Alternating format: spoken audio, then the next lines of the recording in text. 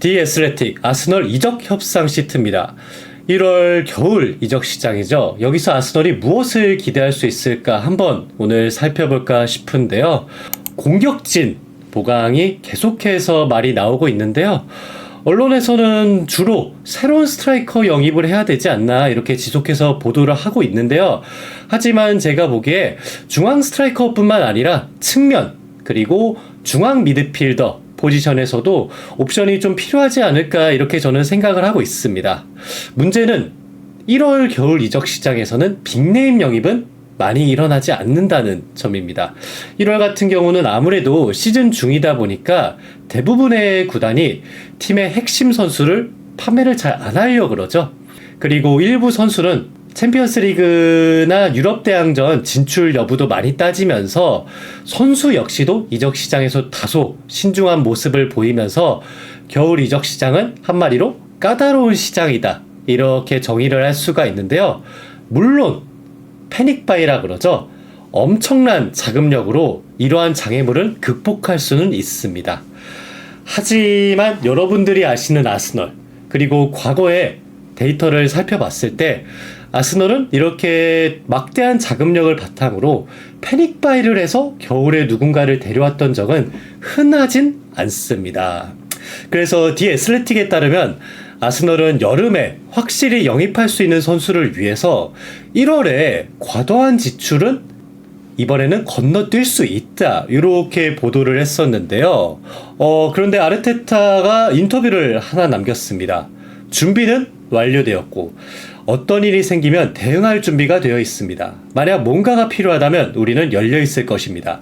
하지만 지금의 주요 초점은 이 스쿼드가 가진 잠재력을 어떻게 최대한 끌어낼 수 있는지에 맞춰져 있습니다. 이러면서 다소 속내를 알 수 없는 애매한 스탠스의 인터뷰를 남겼는데요. 그래서 디 애슬레틱은 이 아르테타의 인터뷰를 보고 아스널의 겨울 이적 시장에서 반응형 이적 시장을 보내지 않을까 이렇게 예상을 한다고 합니다.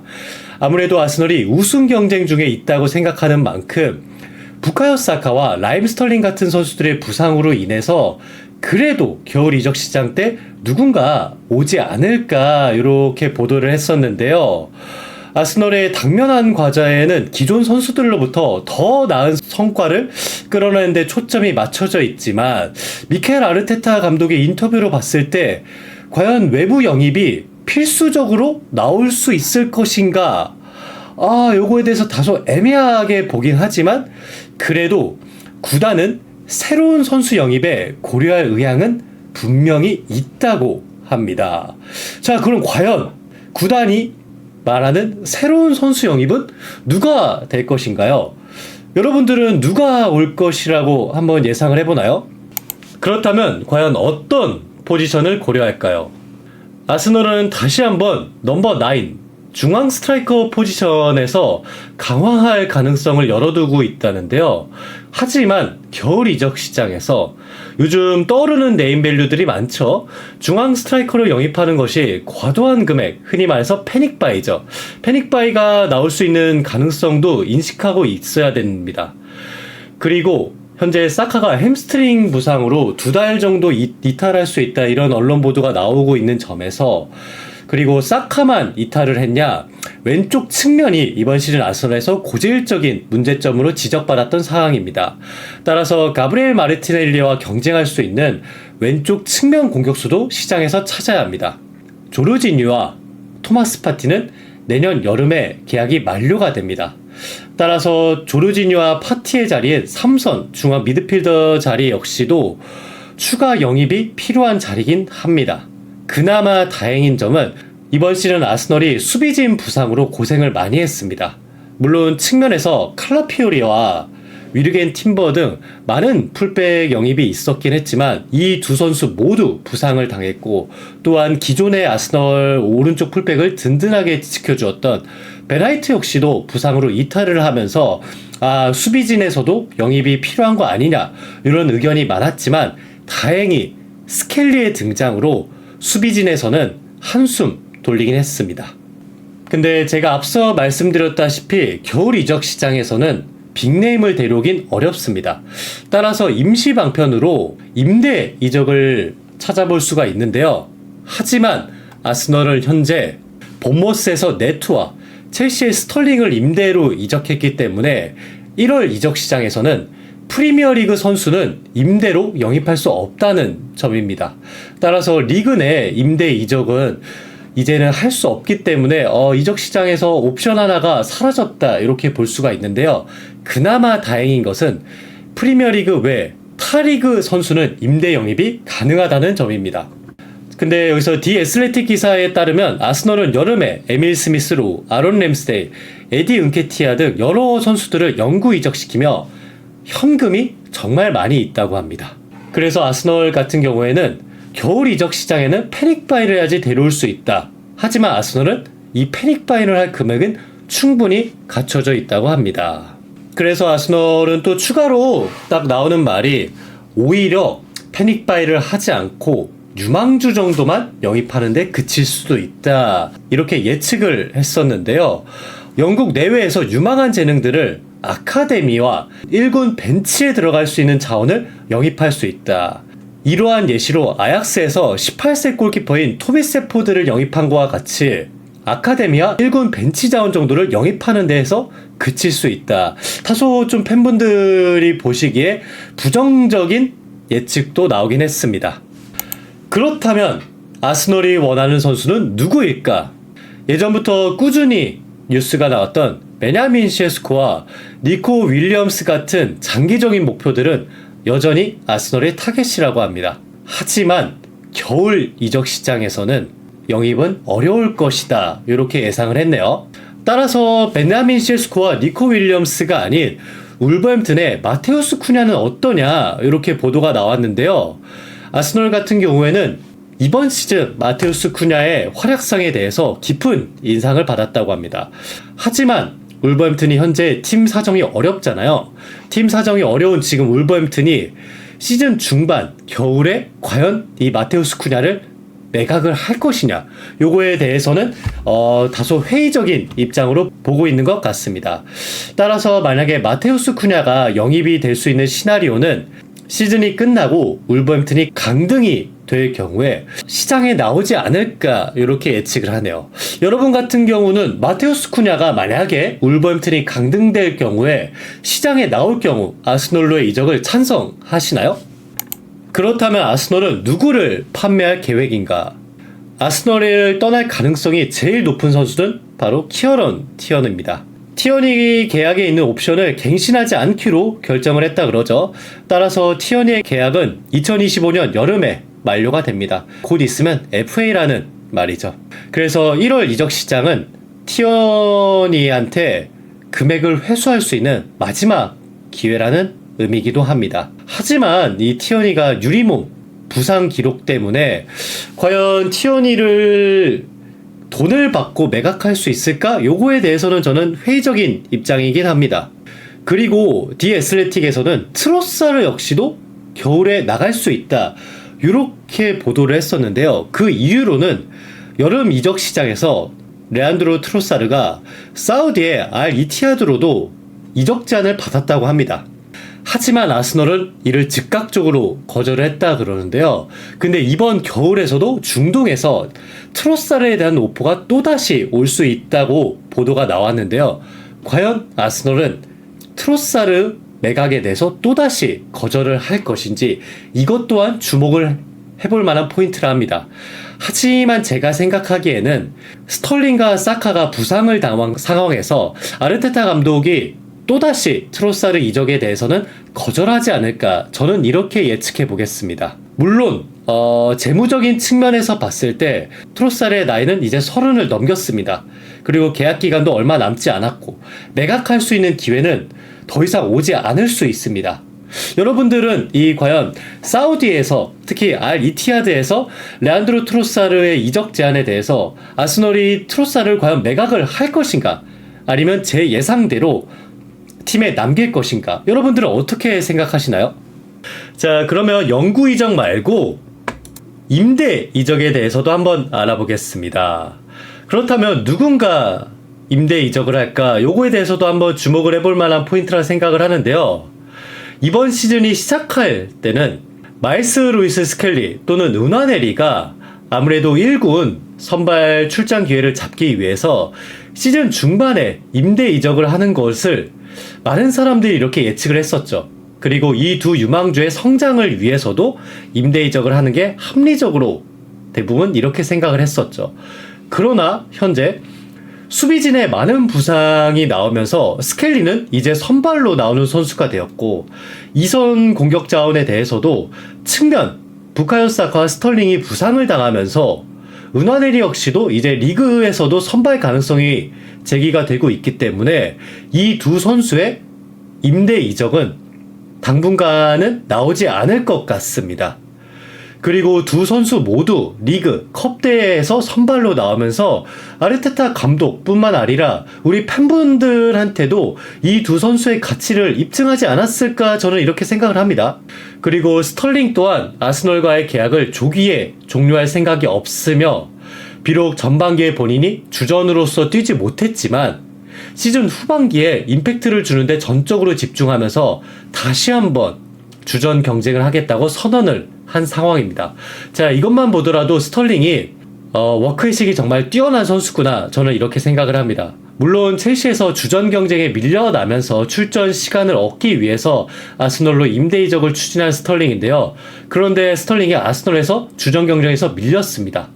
그럼에도 불구하고 또다시 스쿼드 경쟁을 하기 위해서 임대 계약을 조기에 종료하지 않고 시즌 후반기에 주전 경쟁을 위해서 노력하겠다. 자, 이런 것만 봐도 아스널에 남아있을 가치가 충분히 있다 생각을 합니다. 스털링의 이런 자세가 기존에 있는 스쿼드 자원들에게 좋은 동기부여가 될 것이라고 생각을 합니다.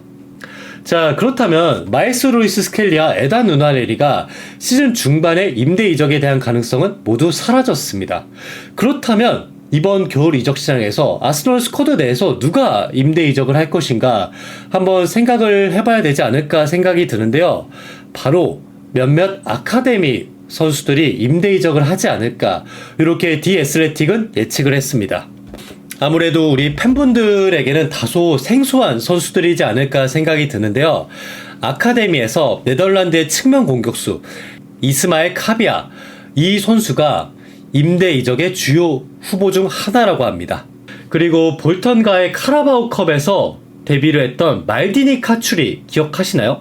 아무래도 카라바오컵 경기라 팬분들이 기억을 못하실 수 있을 텐데요. 볼턴과 카라바오컵 경기, 그 당시 5대1로 승리를 했었죠. 그때 데뷔를 했던 말디니 카츄리도 19살인데요.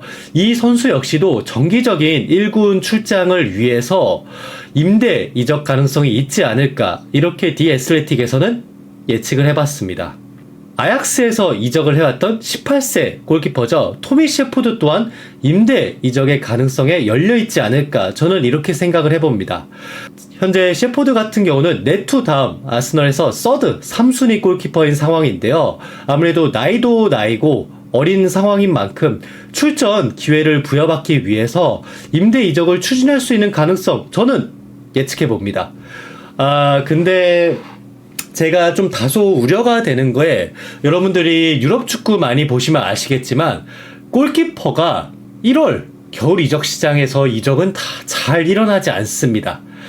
그래서 이 토미 셰포드가 만약에 이적에 실패할 경우에 그냥 콜리에서 계속해서 훈련을 하지 않을까, 저는 이렇게 생각을 해보기도 합니다. 지금 방송 구독, 좋아요 한번 눌러주시면 감사하겠습니다. 자, 그렇다면 현재 1월 이적 시장 시트에서 결정을 내릴 사람은 과연 누구인가? 원래 아스널의 단장이었던 에두가 사임을 하게 되면서 현재 아스널의 단장 자리는 공석인데요. 따라서 그럼 지금 단장 자리에서 누가 결정권을 행사를 할까? 많은 팬분들이 궁금증이 있을 거라 생각이 듭니다. 현재 아스널의 이적 업무는 임시 스포츠 디렉터인 제이슨 아이토가 이끌게 됩니다. 제이슨 아이토의 역할은 1군 스쿼드를 지원하는데 아마 집중을 하지 않을까, 저는 이렇게 생각이 듭니다. 제이슨 아이토는 부회장 팀 루이스, 전무이사 리처드 갈릭, 그리고 축구 운영이사 제임스 킹이 포함된 위원회의 지원을 받게 될 것이라고 합니다. 하지만 1군 이적에 대한 최종 결정권은 아르테타 감독한테 있을 거라 합니다. 저는 여기서 다소 띄용하긴 했습니다. 물론 단장 자리가 공석이 돼 있긴 하지만 임시 스포츠 디렉터가 어떻게 보면 권한대행이죠. 권한대행이 있음에도 불구하고 결국 이적에 대한 최종 결정권은 감독한테 위임한다. 저는 여기서 좀 다소 의문이 들긴 했습니다.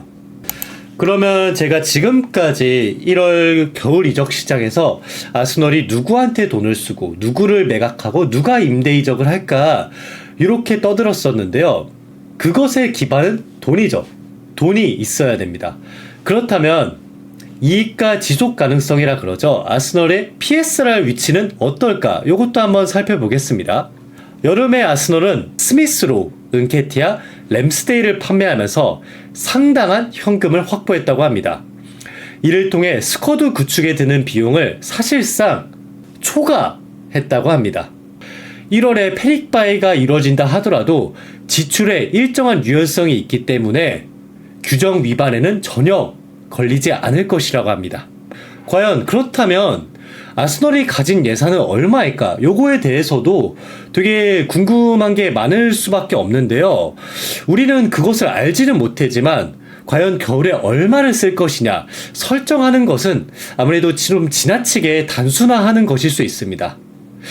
만약 적합한 선수가 나와서 거래가 발생한다면 아스널은 PSLR에 걸리는 것이 전혀 없기 때문에 아스널의 구단 수뇌부는 지출을 승인할 의향이 무조건 있다고 합니다. 하지만 디 애슬레틱 기사를 한번 제가 인용을 해보자면 예산은 더 유리한 조건이 있을 경우 여름 이적 시장을 위해서 겨울에는 남겨질 가능성이 더 크다고 합니다. 자, 과연 여러분도 이렇게 생각을 하시나요? 이번 겨울 이적 시장은 아스널이 패스할 거라고.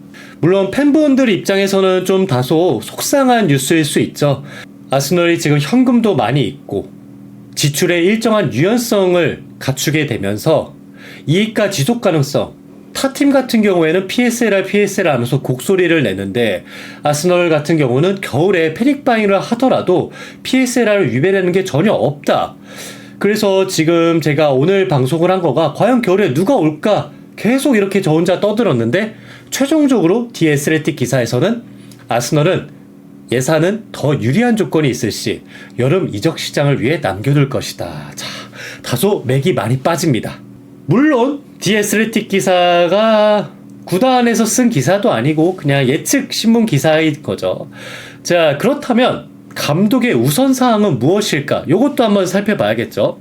비공식적으로 아르테타 감독은 그가 공개적으로 말한 것과 같은 생각을 반복하고 있습니다. 즉, 그의 가장 큰 우선사항은 기존 선수들을 부상 없이 유지하고 그들로부터 더 많은 성과를 끌어내는 것이죠. 물론 그럼에도 불구하고 감독들은 항상 더 우수한 선수를 원합니다. 만약 구단이 그의 선택지를 강화한다면 그는 아마 크게 기뻐할지도 모릅니다. 자, 정말 애매한 인터뷰를 남겼습니다. 우선사항은 기존 선수들을 부상 없이 유지할 것이다. 보통 이런 인터뷰가 나오면 그 뒤에 부상 선수의 공백을 메꾸기 위해서 강력한 영입을 원한다. 이런 인터뷰가 뒤따라 오는데 그것이 아니라 그들로부터 더 많은 성과를 끌어내는 것이죠. 자, 애매하죠? 네, 뉘앙스가.